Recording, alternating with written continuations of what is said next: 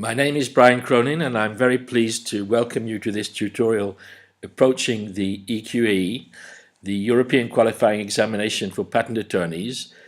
This is the fifth approach, Substantive Law. This tutorial is part of a series of audio slideshows approaching the EQE, made up of 6 complementary approaches: 1 serving the client, 2 the working method, 3 legal thinking, 4 presenting arguments, 5 the present tutorial substantive law, and 6 time management. Here we will deal with the fifth aspect, substantive law. The 2 main aspects of substantive law we will deal with are novelty and inventive step. Now, your EQE client requires you, by his instructions, to comply with all official requirements of the EPC, including the substantive requirements of novelty and inventive step. Novelty and inventive step are definitely the 2 main aspects of substantive law that are tested in all papers of the EQE in a practical context. You have to demonstrate that you know how to apply these concepts according to EPO practice, as explained in the guidelines and in the case law. You must always be correct on novelty and inventive step because your client requires this. Any failure on novelty or inventive step will lead to a serious loss of credit for not meeting up to the client's expectations. Now, the purpose of this tutorial is not to make an extensive study of novelty and inventive step. For that, you have plenty of materials, including the Visser book, the guidelines, and the case law. Instead, I will try and cover why these concepts are so important in the EQE, hoping that you will refine your ideas on novelty and inventive step in the context of doing past EQE papers for your preparations. 2 further aspects of substantive law that are tested regularly in the EQE will be mentioned briefly next. These are inadmissible extension of subject matter and priority. Both of these issues are closely related to the concept of novelty, and I will revert to them very briefly later. Next is an overview of how the different papers of the EQE treat novelty. Here we have the paper on the left and how the paper tests novelty. In the pre-exam, the claim analysis questions test claim scope, novelty, and lack of novelty. In paper A, it's essential to present a novel claim. In paper B, you have to present a novel claim as well as arguments in support of novelty. For paper C, you have to present arguments for lack of novelty, and you also have to acknowledge novelty as a prelude to lack of inventive step attacks. In paper D1, there are occasional questions on novelty or lack of novelty, and in paper D2, novelty is frequently tested, often in conjunction with priority issues. Next, we will deal in turn with how each paper of the EQE tests novelty, starting with the pre-exam. The pre-exam's claim analysis questions provide you with an introduction to claim scope, what is covered by a claim. It provides you with an introduction to analysis of claim scope, binding limitations and non-limiting features. It also provides an introduction to coverage of embodiments of the invention lack of novelty if the claim subject matter is in the state of the art, and novelty if a claim includes a feature that differentiates over the prior art. The pre-exam questions then provide a practical opportunity to begin analysis of the subject matter covered by a claim, the claim scope, and comparisons with the prior art. We saw this in the tutorial claim analysis. Next is the paper A and novelty. Paper A drafting covers the following aspects of novelty. First, novelty has to be created by drafting a claim and comparing the claim subject matter with the prior art. Drafting is expansive. The client, the EQE client, requires maximum scope for the claim, which means expanding the claim scope to the limit of the novel, not novel boundary. If you present a non-novel claim in paper A, this is very severely sanctioned. It usually means come back again next year and try again. Note that lack of novelty and lack of clarity of a claim often go hand in hand. Next, I'll touch on creating novelty in paper A.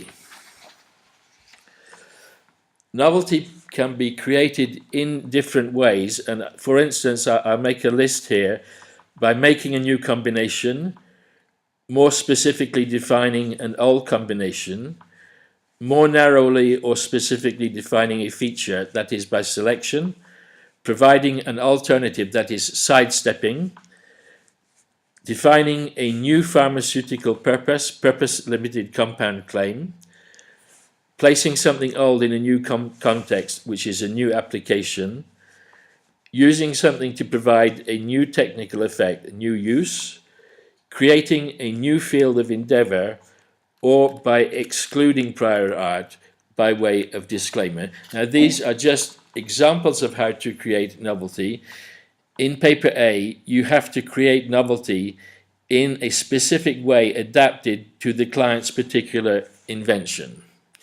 This could be quite different in the chemistry paper and for the mechanical electrical paper, which will remain different up to 2016. Next is paper A and degrees of novelty. It's not enough to establish novelty in a trivial way over the prior art. Your claim must not achieve novelty by virtue of an unnecessary limitation. The, in inverted commas, degree of novelty of your claim has to be sufficient to justify inventive step. The novelty of your claim has to be associated with a distinguishing feature over the closest prior art that can be used to support inventive step. Novelty will stand out by comparing the subject matter of claim 1 with the prior art, in particular the closest prior art, but note that in paper A, you do not have to argue in support of novelty. Novelty is an absolute or binary concept. It's novel or it's not novel. There are no in-betweens.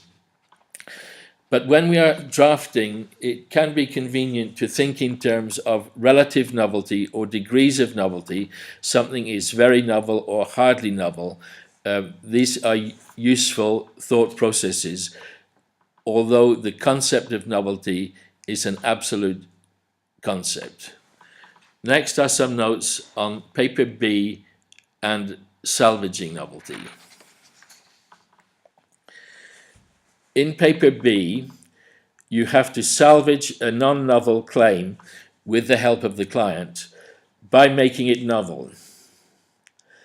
You have to restrict the claim scope so as to exclude the prior art. You have to check if the client's proposed amendment makes the claim novel. There are many possibilities for restricting claim scope, and I refer you for this to the book Drafting an Amendment of European Patents, is chapter Evolution Claim Shrinkage Strategies. That book is available on www.createmybook.com. A common way, however, although there are many ways of creating novelty, a common way of limiting claim scope is to incorporate the features of a subclaim in the main claim, or to incorporate one or more extra features from the description. Next, we will talk about supporting novelty in paper B. In paper B, in addition to amending the claim, you have to provide arguments in support of the novelty of the amended claim over each cited prior art document.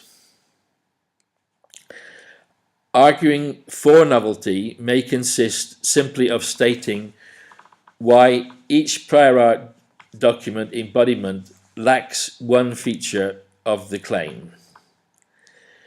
Sometimes it's a little bit more complicated and you have to make out a full argument for novelty over a particular document that delineates the novelty features or brings out legal concepts such as why a feature recited in a claim is non-binding on scope, why a skilled person would not clearly and unambiguously derive a feature from the prior art, or where the claim is a device for a given purpose, why the prior art is not suitable for that person.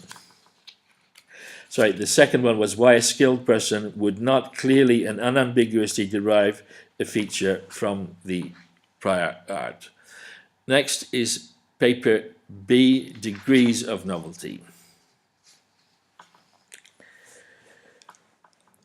In providing arguments for novelty, it suffices for you to establish mere novelty over each of the cited documents. However, the, in inverted commas, degree of novelty, close inverted commas, has to be sufficient to justify inventive step. Your claim must not be so novel by being limited in scope that inventive step stands out from the claim itself with no need to argue. Instead, your claim must be only just so novel or broad in scope that inventive step can only be established by bringing in arguments over the prior art, in other words, by bringing in facts external to the claim. So thinking in terms of relative novelty applies to paper B like paper A. Next is novelty in paper C, opposition. In paper C, it's critical that you assess the novelty of each claim. If a claim is not novel, that gives rise to lack of novelty as a ground of opposition. As a rule, arguing against novelty involves an elaborate word-by-word equation, and for this there is an example in the tutorial presenting arguments. If, on the other hand, a claim is novel, in the opposition paper, this is the starting point for an attack of lack of inventive step, using the problem and solution format, in other words, defining the closest prior art and the distinguishing feature, and so on. Next is paper C and absolute novelty. In paper C, you are not concerned with a relative notion of novelty. Novelty is absolute in paper C. The claim is novel or it is not novel. There are no in-betweens and there are no degrees of novelty. In paper C, however, the novel, not novel boundary is often razor-edged. It's extremely difficult sometimes for some candidates to ascertain whether or not a claim is novel. If you should make a wrong novelty assessment in practicing on a past paper C, consult the examiner's report and correct your mistake and learn from the correction and become familiar with this novel, not novel boundary concept. In paper C, it's crucial to be correct on novelty, otherwise you will generate a wrong attack, possibly with a massive carryover effect. Next we'll turn to paper D and novelty. Occasional D1 questions involve novelty. This could be a time-related situation where you draw a date diagram. However, novelty is rarely an issue in D1. In paper D2, the legal advice, you may be called upon to make a report on the legal status of various patent applications, normally the client's portfolio, and this assessment includes an assessment of novelty. Reporting the legal status involves establishing the relevant filing and priority dates for different subject matter, and for this you can use a date diagram followed by a factual equation of the claimed subject matter with the prior art. More on paper D and novelty on the next slide. It's very important to be correct on the substantive issue of novelty in paper D2 for two reasons. First, if you decide that the claim is novel or not novel, this will determine whether or not you will pursue by examining for inventive step. If it's not novel, you will not examine for inventive step. Second, your legal status report forms the basis for your later advice to the client.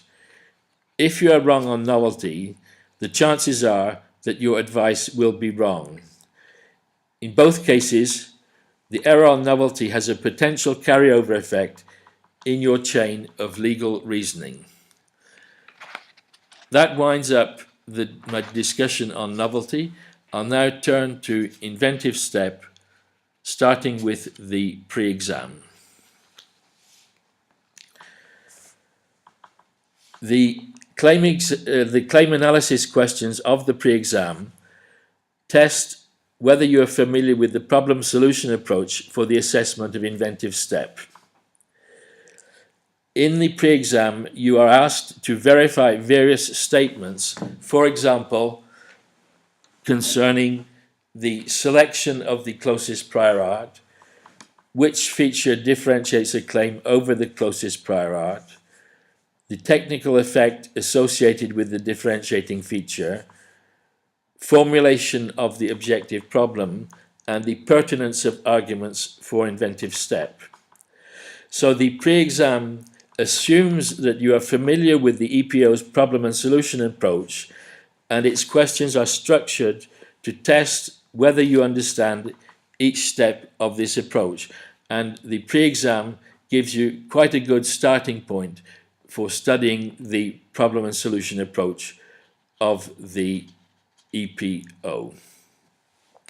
Some of the problem and solution questions of the pre-exam are fairly difficult to answer. Different tutors come up sometimes with different answers. And by doing these questions and by correcting where necessary your answers, you can learn a lot about the problem and solution approach. Next is inventive step and paper A. The claims you draft in paper A must meet up to all of the requirements of the EPC, including inventive step. To draft a claim that defines subject matter involving an inventive step, you can work on the claim wording and structure and support in the description.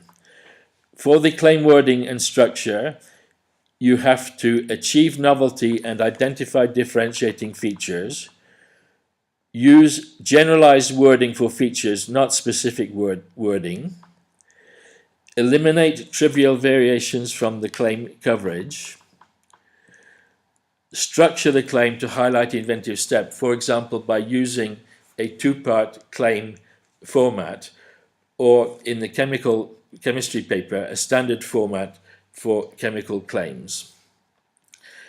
For the support for inventive step in the description, you have to develop a problem and solution analysis.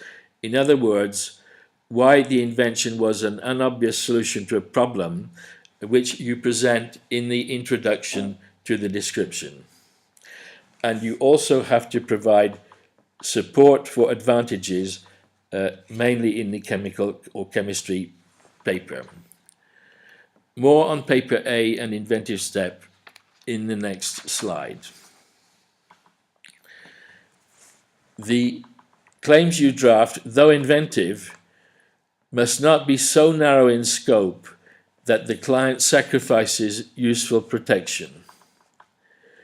Support for inventive step should stand out from the discussion of problem and solution and advantages in the introduction to the description.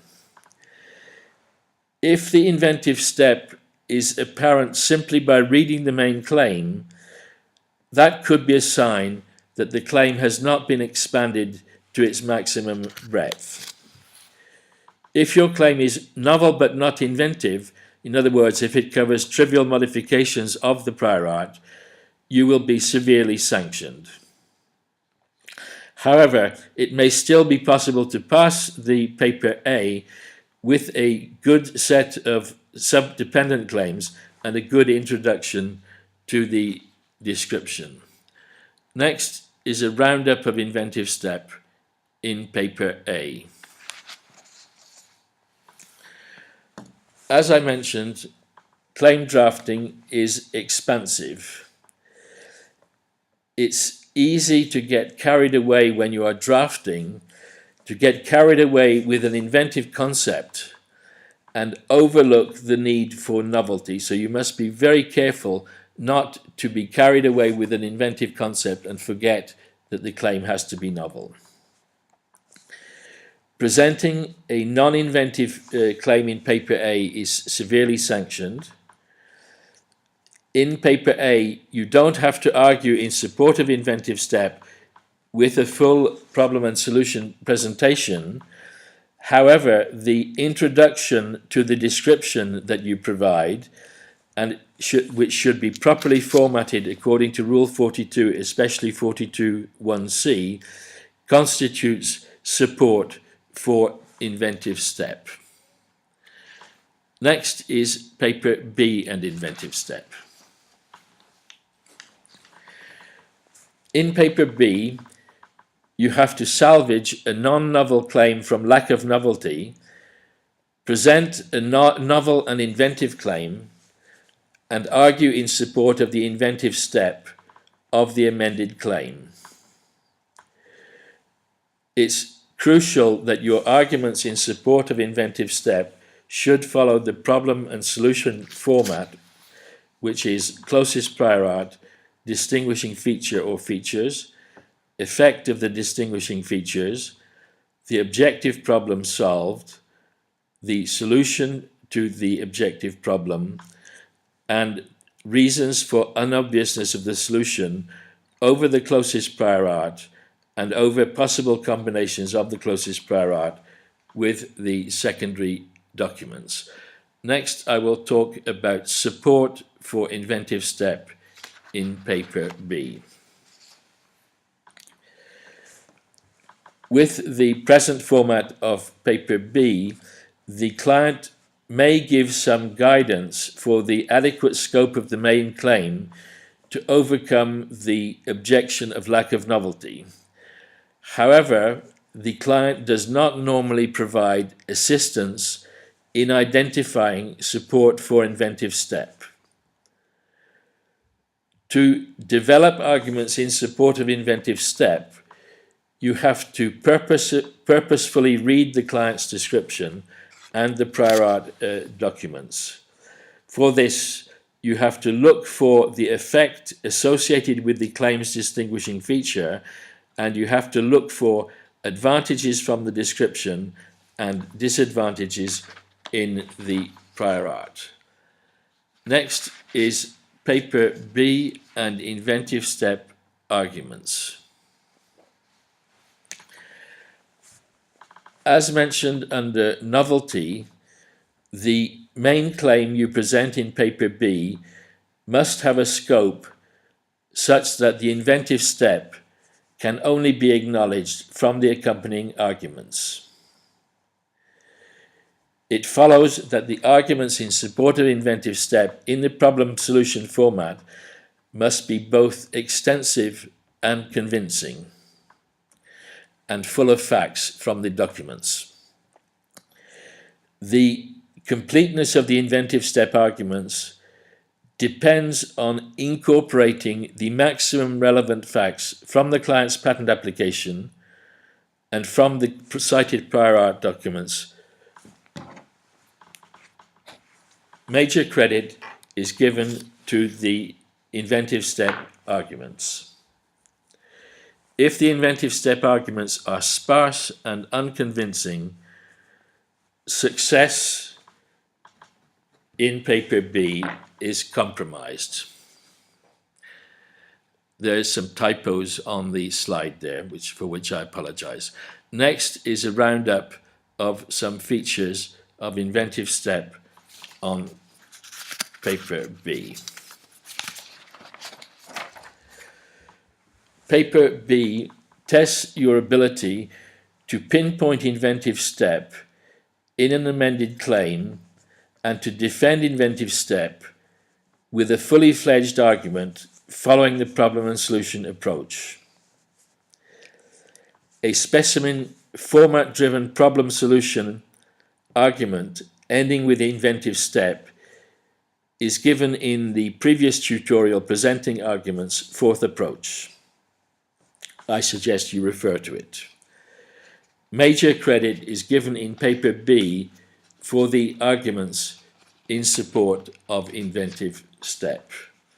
Next is inventive step in paper C.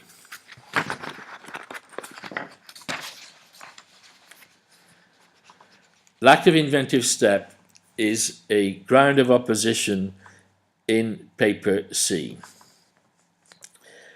You have to ascertain if each claim is novel, and if so, if it is a candidate for a lack of inventive step attack.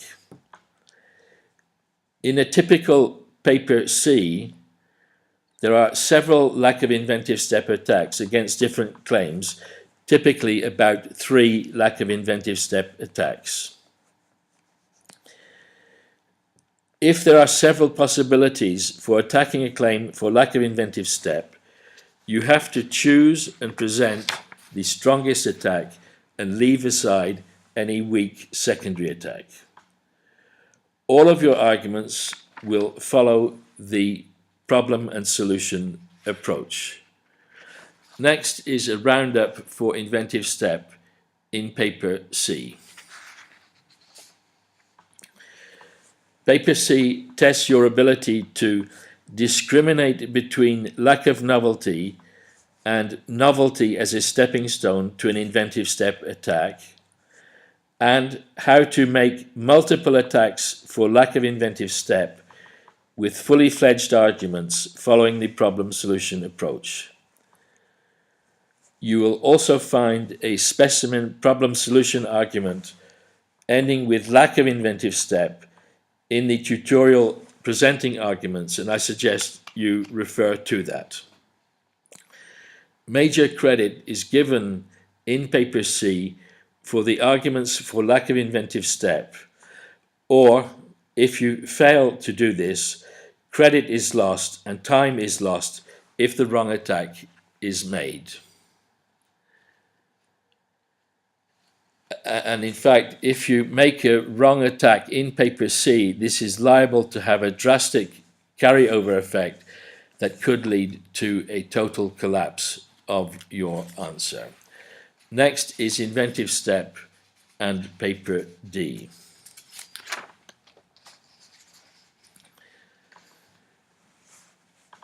Inventive step is frequently a topic in legal paper D2, the legal opinion.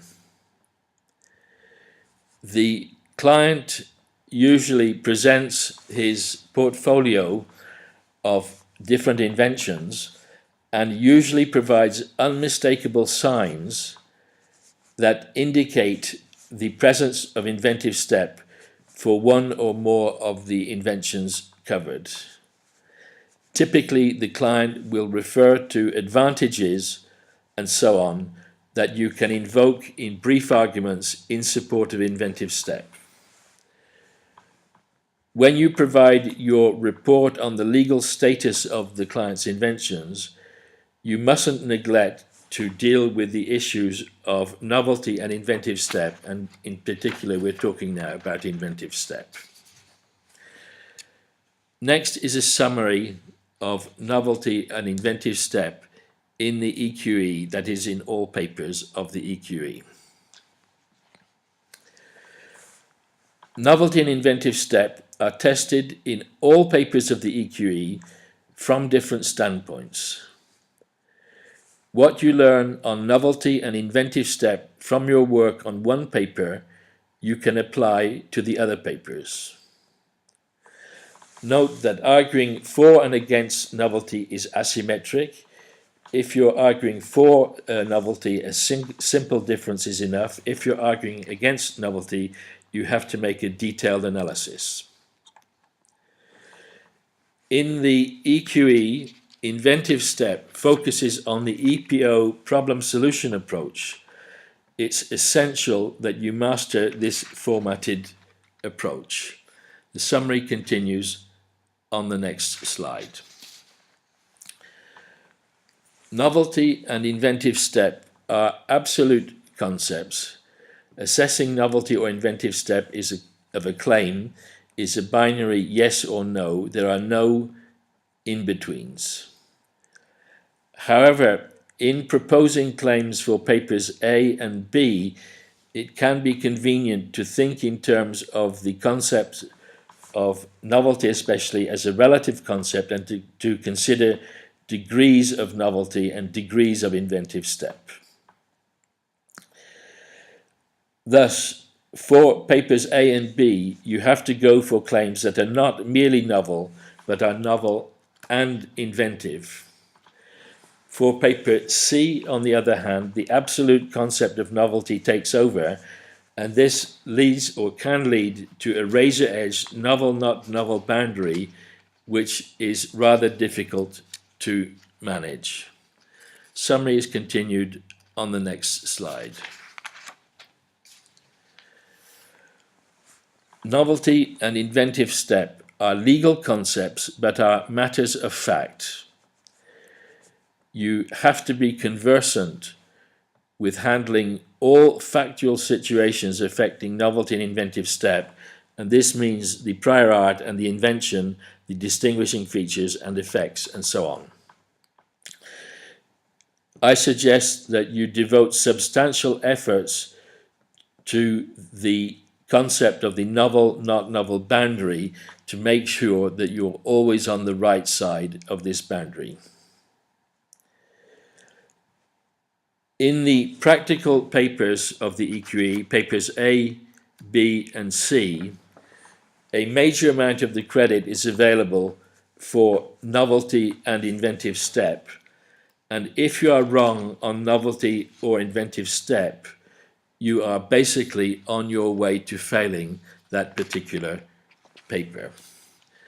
Next is a brief note on inadmissible extension of subject matter. whenever you make an amendment in your everyday practice with the EPO, possible inadmissible extension of subject matter, Article 1232, is a matter of concern. In the EQE, inadmissible extension of subject matter is tested in the pre-exam, paper B, avoiding non-compliance, paper C, and occasionally paper D. Inadmissible extension is related to the concept of novelty in that it involves a comparable factual situation. In other words, you have to compare the amendment with the original disclosure, as you have to make a factual comparison for assessing novelty. I suggest that it would be a good idea at some point of your preparation that you review the case law on inadmissible extension, what is the difference between natural cellulose fiber and cellulose fiber, etc. For this, there is a shortcut in the Drafting and Amendment of European Patents book at www.createmybook.com. Search word Pat Skills. If you look up the chapter Evolution and Allowed, Disallowed Amendments, you will find captions which will give you quite a good idea of what is allowed and what is not allowed by way of inadmissible extension of the subject matter.